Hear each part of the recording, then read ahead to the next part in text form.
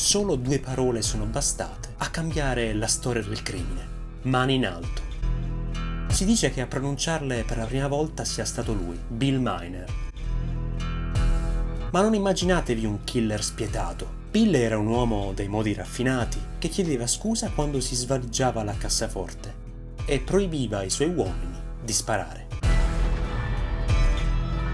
In un'epoca di banditi brutali e senza legge, lui scelse di essere un'eccezione, ma dietro quel sorriso cordiale e i capelli bianchi si nascondeva la volpe più astuta che avesse mai assaltato un treno della Canadian Pacific. Benvenuti nell'epoca d'oro e di piombo del Gentleman Bandit.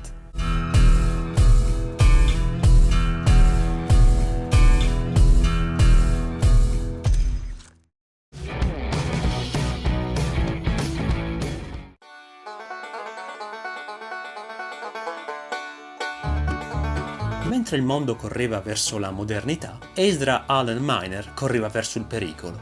Nato nel Kentucky a metà dell'Ottocento, era un ragazzo colto, vestito bene, che sognava la vita dell'aristocrazia. Ma c'era un problema: non aveva $1 in tasca. Iniziò come corriere a cavallo attraverso i territori Apache in New Mexico, imparando l'unica lezione che gli sarebbe servita per sempre. La velocità è tutto, ma la calma è ciò che ti tiene in vita.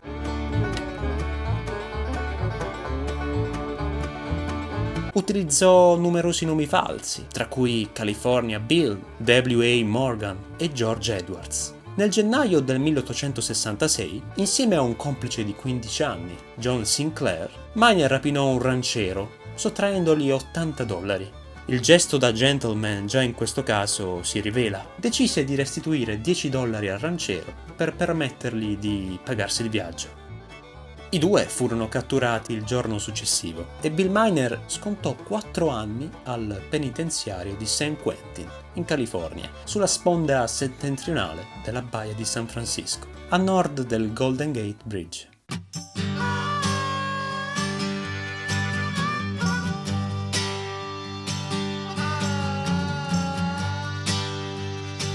Per 30 anni il nome di Bill Miner svanisce dalle cronache e appare nei registri carcerari. San Quentin diventa la sua vera casa. Nel 1870 Miner tornò immediatamente alla vita criminale, alzando il tiro. Insieme a 2 complici, Alkali Jim Harrington e Charlie Cooper, rapinò una diligenza della Wells Fargo nei pressi di San Andreas, in California.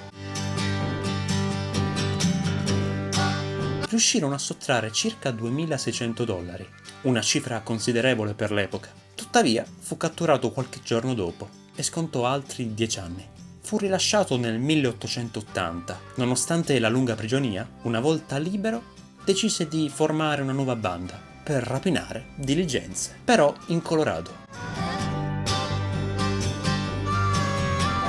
Il 7 novembre 1881 Miner rapinò una diligenza che percorreva la tratta Sonora-Milton.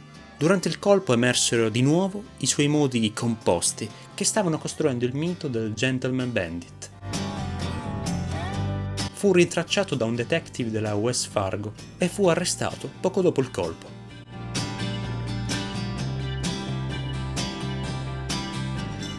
Questa volta la pena fu particolarmente pesante. Ben 25 anni, da scontare, come sempre, a San Quentin. Tentò di evadere, ma fu colpito da una scarica di pallettoni al collo. Ma sopravvisse, scontando in cella la pena per intero. Mentre lui invecchia dietro le sbarre, fuori il mondo cambia pelle. Le diligenze che assaltava da giovane vengono sostituite da mostri d'acciaio, sputafuoco, i treni.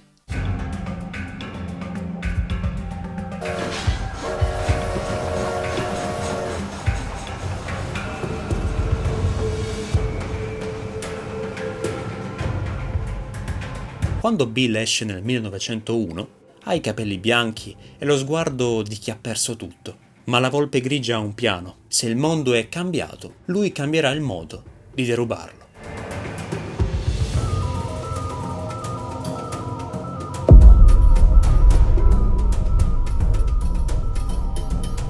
Spostiamoci nel 1904, Mission Junction, Canada. un treno della Canadian Pacific fende la notte.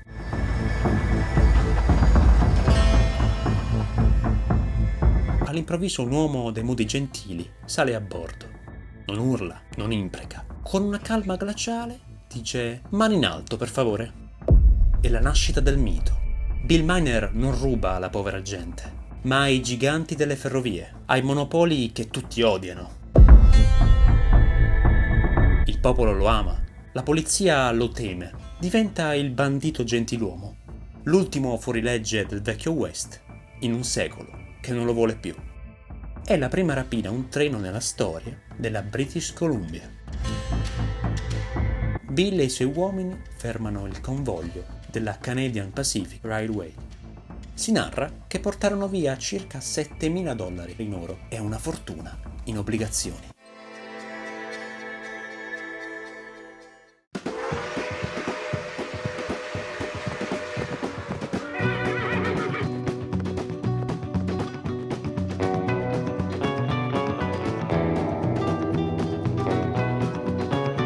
Dopo 2 anni di vita tranquilla come rispettabile allevatore di cavalli, Bill tenta un ultimo grande colpo, vicino a Kamloops, l'8 maggio 1906.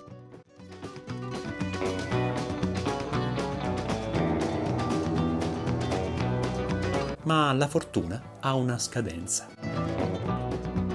Nel 1906, dopo un colpo andato male, vicino a Kamloops, la leggendaria polizia a cavallo lo accerchia.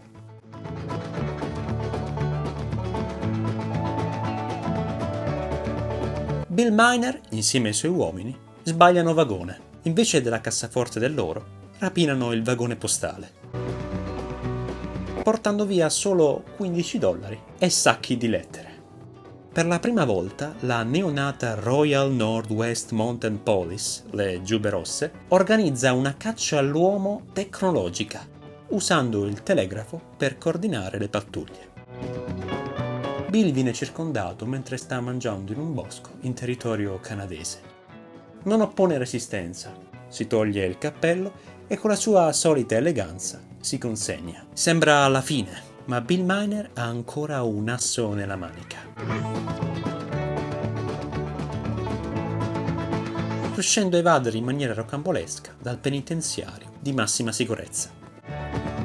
Scappa verso sud, torna negli USA, ormai ha 60 anni passati, ma non si ferma. Viene catturato un'ultima volta in Georgia, vecchio e malato, ma capace di evadere ancora altre 2 volte.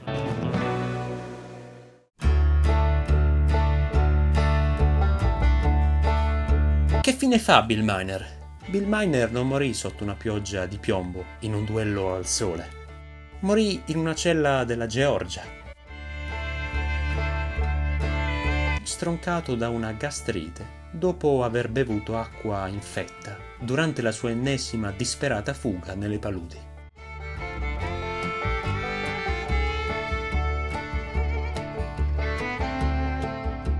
Sulla sua lapide a Millersville, i cittadini scrissero il suo nome con rispetto.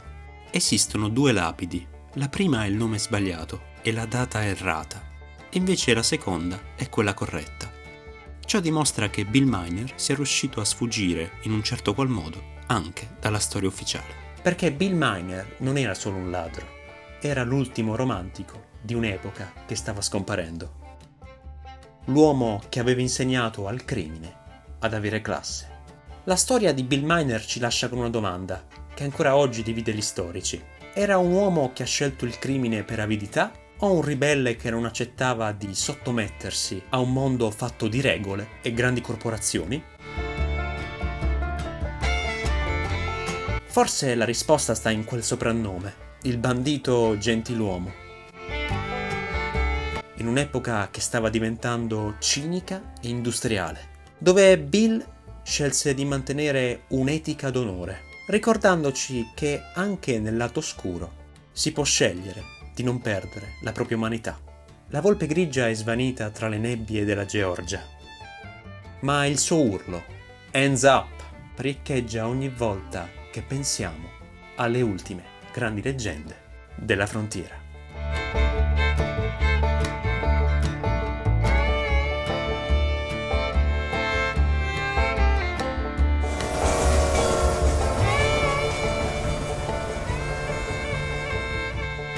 Se questa storia vi ha riportato per un momento nell'atmosfera del vecchio West, lasciate un like e fateci sapere nei commenti, secondo voi Bill Miner era un eroe romantico o semplicemente un criminale che sapeva vendersi bene?